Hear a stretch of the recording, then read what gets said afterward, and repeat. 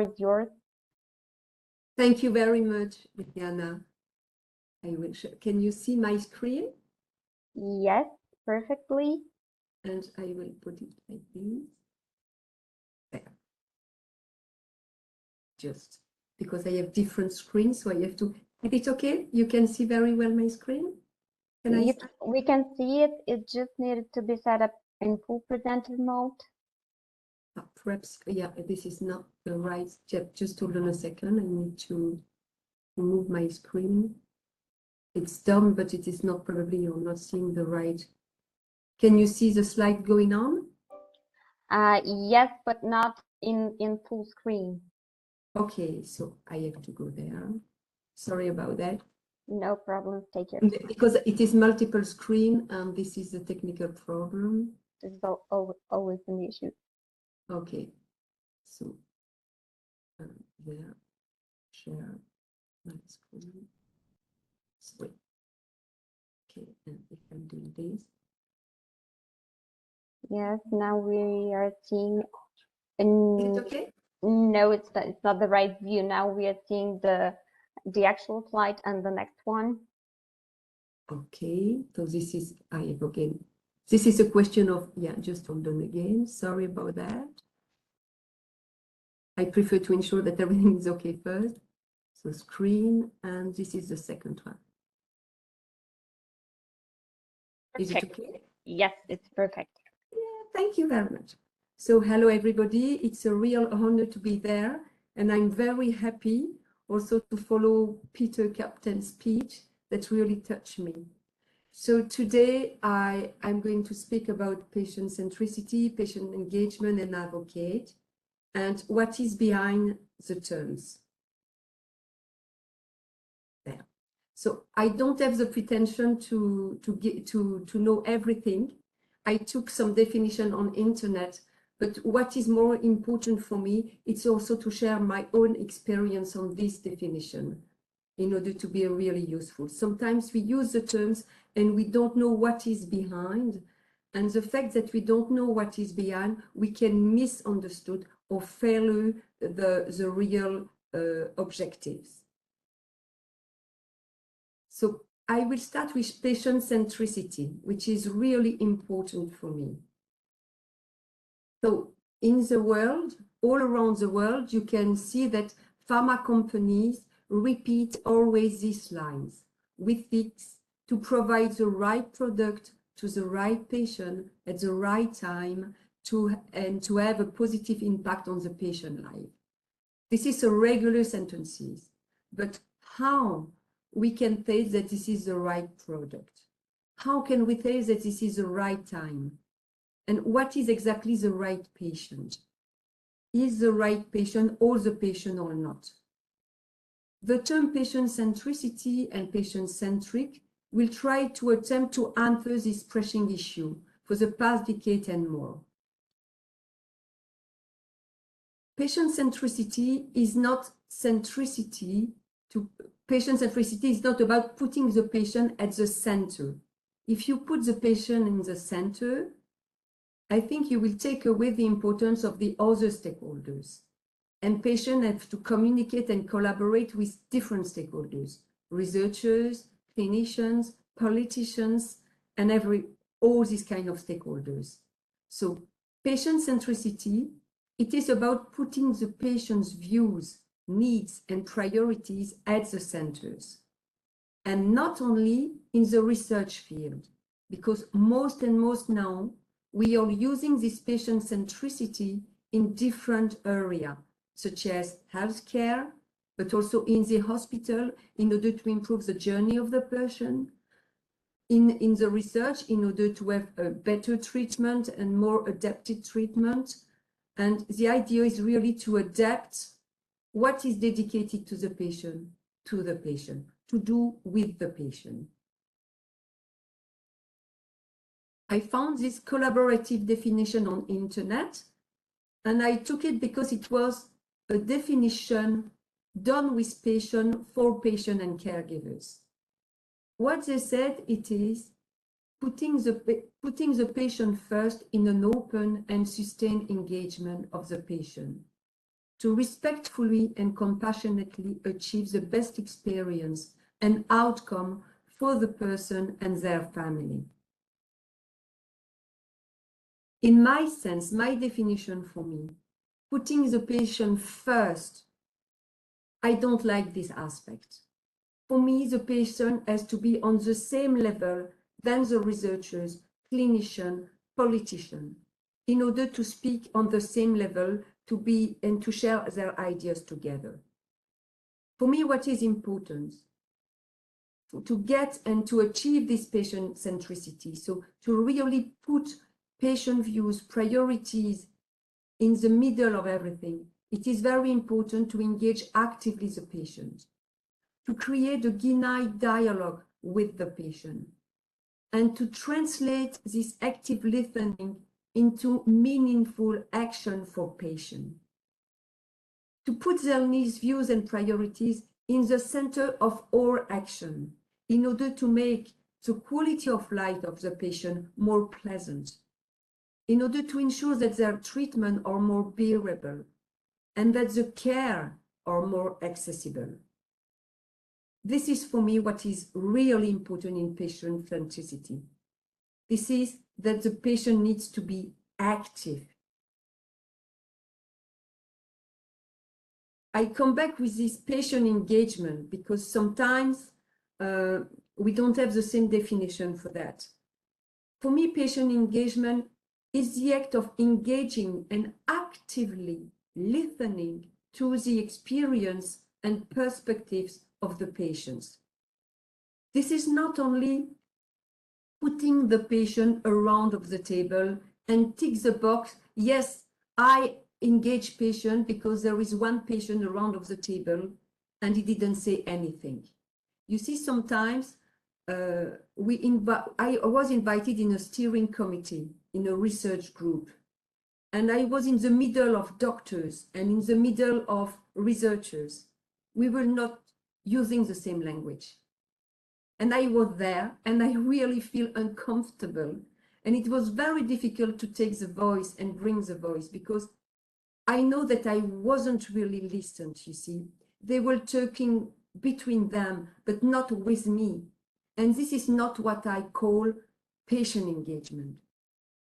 Patient engagement is really when we can create a real dialogue, when the people around of you listen to the patient experience and have the desire and the need to understand what is the journey of the patient, from the symptoms to diagnosis, to treatment, the treatment selection, but also the treatment initiation, adherence, treatment continuation or not, the monitoring disease progression, and all that lays in these between steps.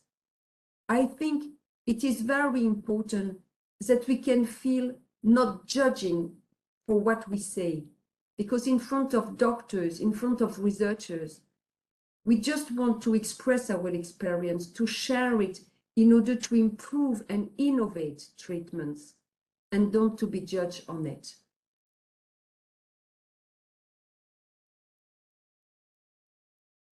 The personalized medicines. I really want to have a word on these things. Personalized medicines and the bench to bedside translation. So I think the patient-centric approach began to be used at the dawn of personalized medicines. But what is personalized medicines? For the researchers, personalized medicines, it is when they can develop and market therapies for a specific patient with a specific type of tumors. As a result of this, the patient-centric approach seems to be easily pigeonholed on product development alone. I took these pictures on internet. I don't have the right to use it, but for me, it was really a good example of the bench to bedside attitude that we have to avoid, because this is not patient centricity. If clinicians and researchers are working together and the patient is laying on the right side alone without asking them their perspective, I think this is not what I call patient centricity. sometimes researchers said, yes, we are developing, this is patient-centric research because we are really trying to find a specific treatment for your specific tumor. Of course, this is important. And I don't want to minimize this aspect because to have efficient treatment for the patient, it is very important. But this is not enough. If we really want to innovate, we have to take into account the whole system and include in it the perspective of the patient. It is for me very, very important to do that. And this design is for me definitively not a patient-centric approach. We oversimplify the patient centricity. By focusing on product development, the notion of patient centricity was quickly oversimplified. And this oversimplification and the focus on personalized medicines and specifically on the product only, isn't it at the root of failure to launch true patient centricity?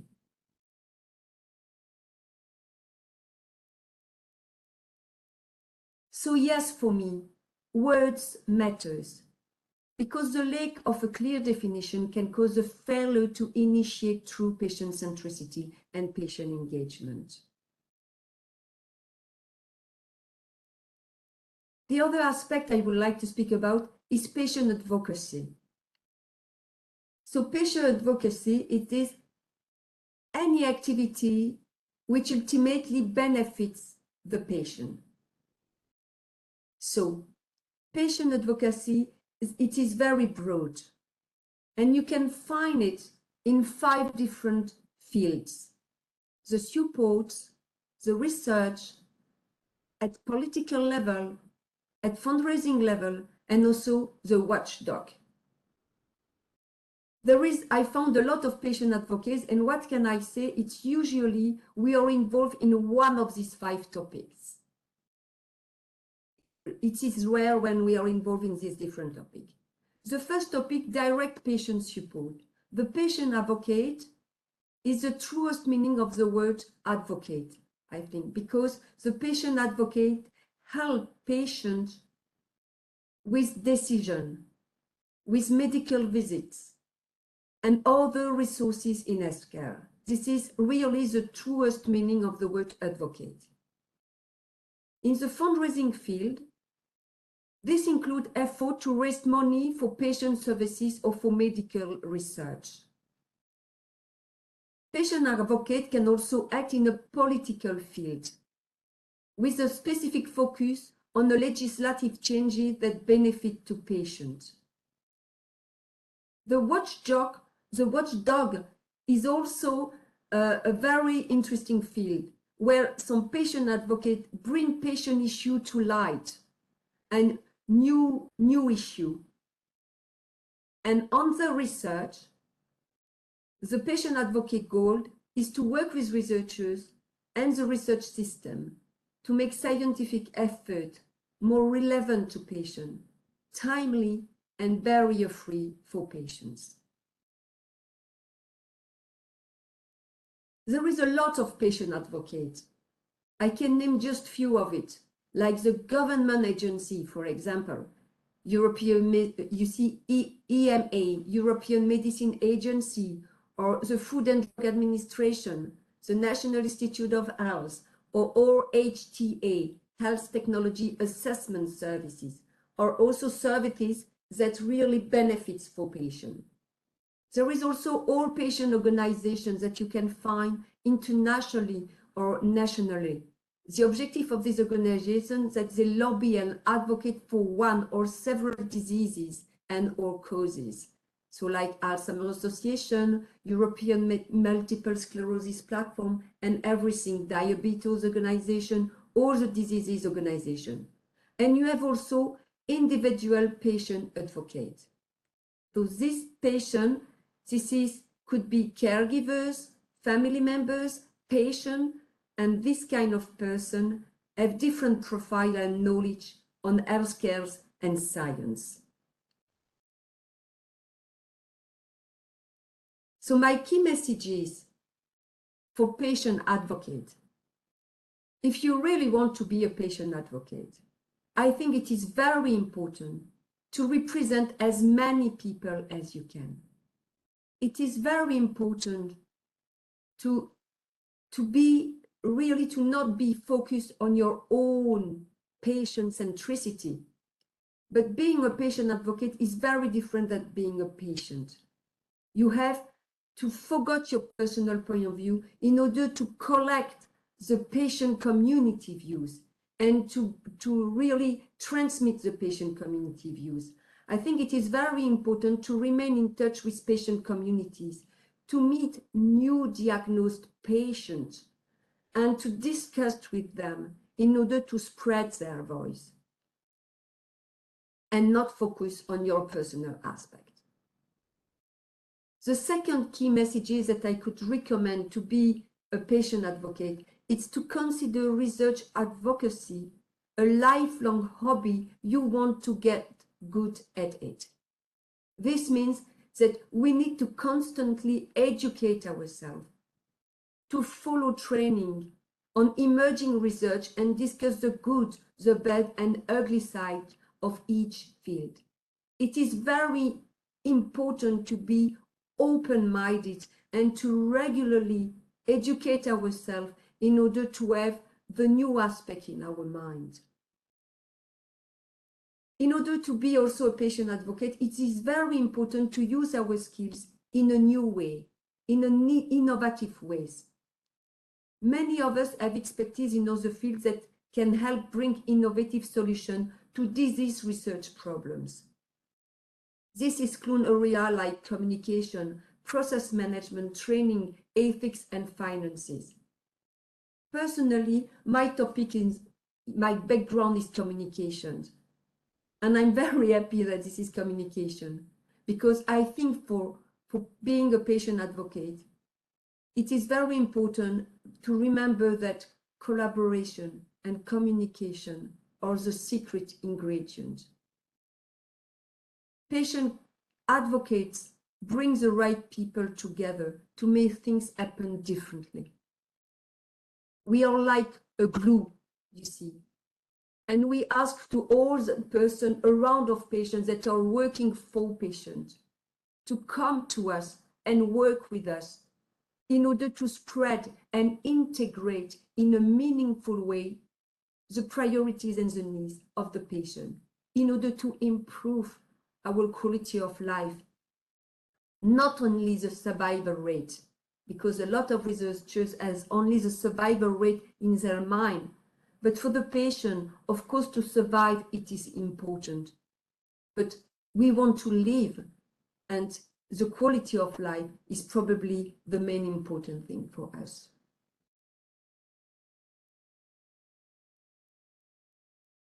I also added this slide because there is online resources for patient advocates who really are interested in the research field.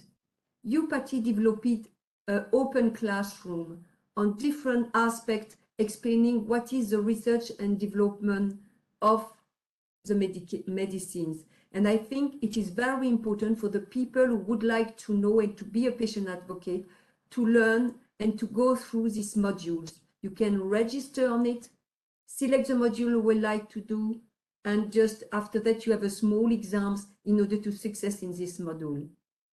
It is very important to develop our knowledge in order to do that. And I will finalize with these words. So words matter for me. Words have direct and indirect impacts on the people who hear and read them.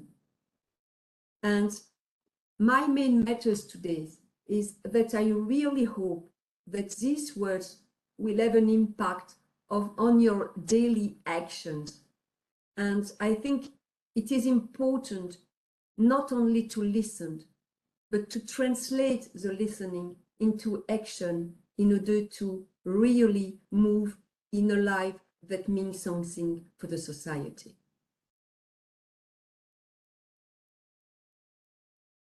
And I will stop my presentation here.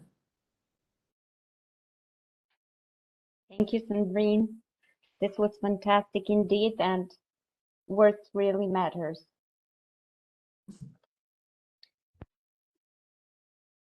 Now, I would like to also ask you the question, what is your personal definition for patient advocacy? How will you define this term?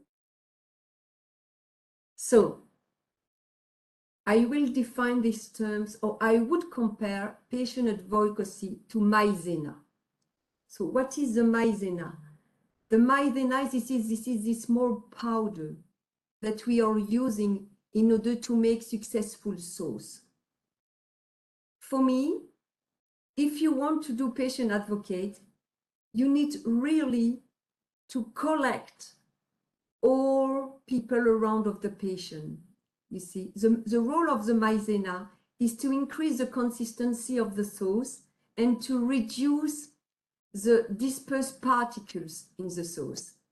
And with patient advocacy, I think it would be really important to collaborate, because patient advocacy will put the right people on the table together in order to make efforts works and to ensure that this is meaningful for the patient.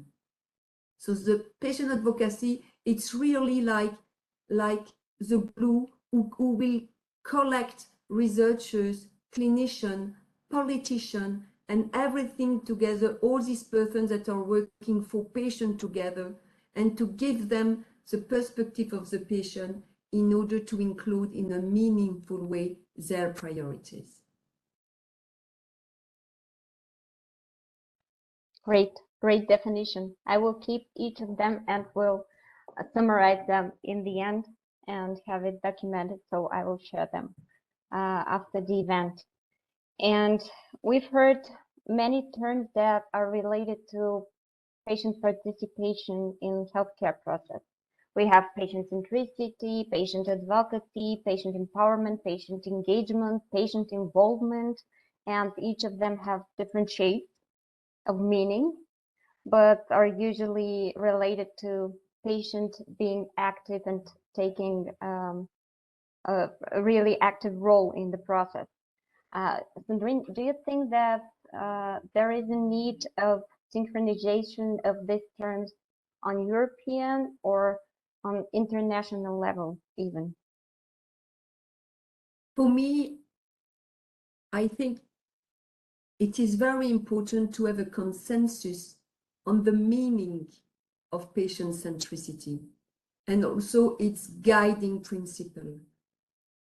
Without this consensus, the risk is that we fail to incorporate in a meaningful way the patient priorities, views, and needs. I think the patient perspective is really important, because when we are, as a patient, when we heard that we had, personally, I heard, the day I heard that I have a cancer, it broke my life. And I have really to think outside of the box in order to survive. From one day to another day, all my daily life changed. And I have to be really creative in order to reinvent my life differently. And all this, I think, experience make patient thinking differently, because we think out of the box in order to survive. And the only way to innovate healthcare system in order to adapt the healthcare system to the needs of patients, to innovate the science, to innovate the treatment, I think it is very important that the perspective of patients are really involved in a meaningful action, not only listen to them, but translate this listening into active action. I think this is what we call the cognitive diversity. The cognitive diversity is a very good way to innovate and to be productive. Thank you. Thank you. And one more question from our audience. Probably you and also Peter could answer if he would like to.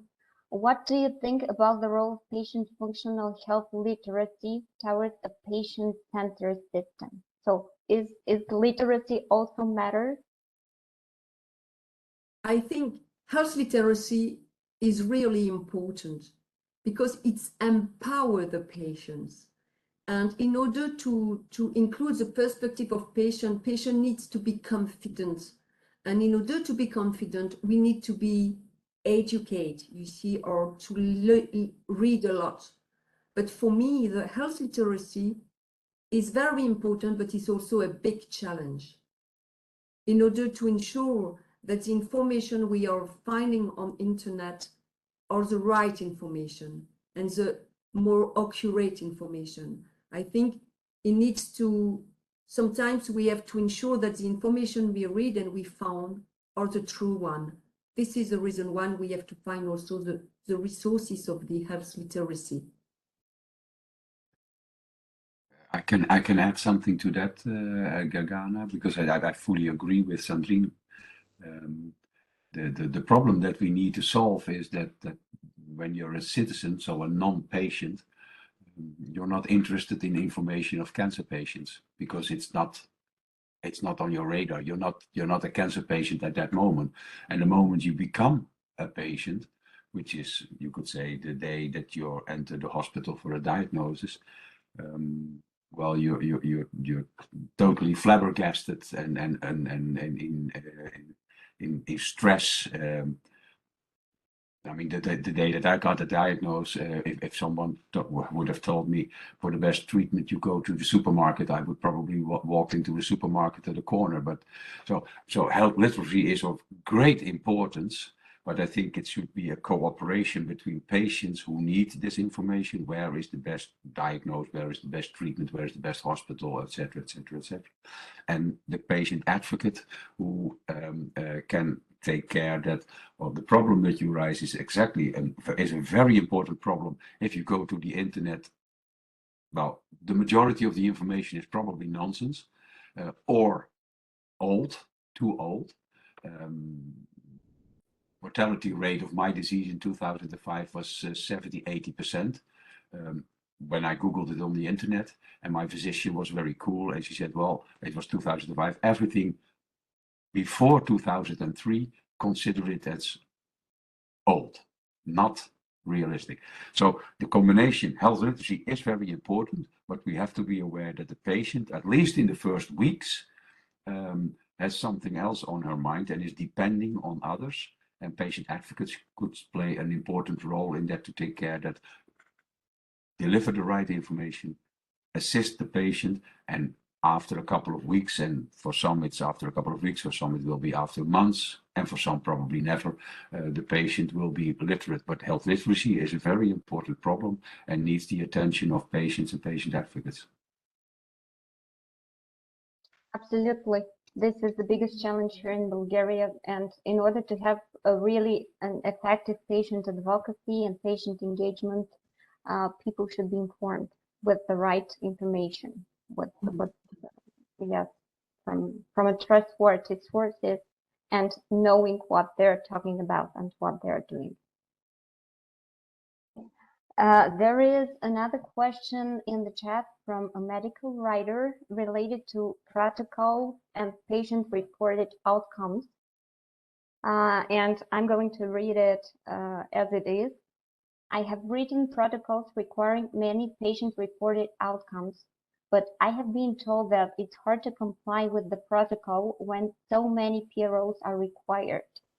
What can be done to report on patients' quality of life and secure protocol compliance? So here we see the collision between the requirements and patient perspective being involved in protocol. Do you have comment on these, or probably I can share the question to think over it? And yeah, I think that's true. That I think it is the protocols that researchers has really to follow are very strict, and just don't give them a lot of liberty in order to thinking really outside of the box. But I think it is to be respected, these protocols, otherwise the research won't achieve, of course, but we can always innovate. It's a question of innovation. And sometimes if you just really listen to the patient will not use of this protocol, but we are thinking differently. But if you really take our ideas, you can probably integrate it into your protocols and fit it to your protocols. I think in order to work together, researchers and patients, the researchers need to be patient-centric, but the patient need to be a little bit researcher-centric in order to collaborate.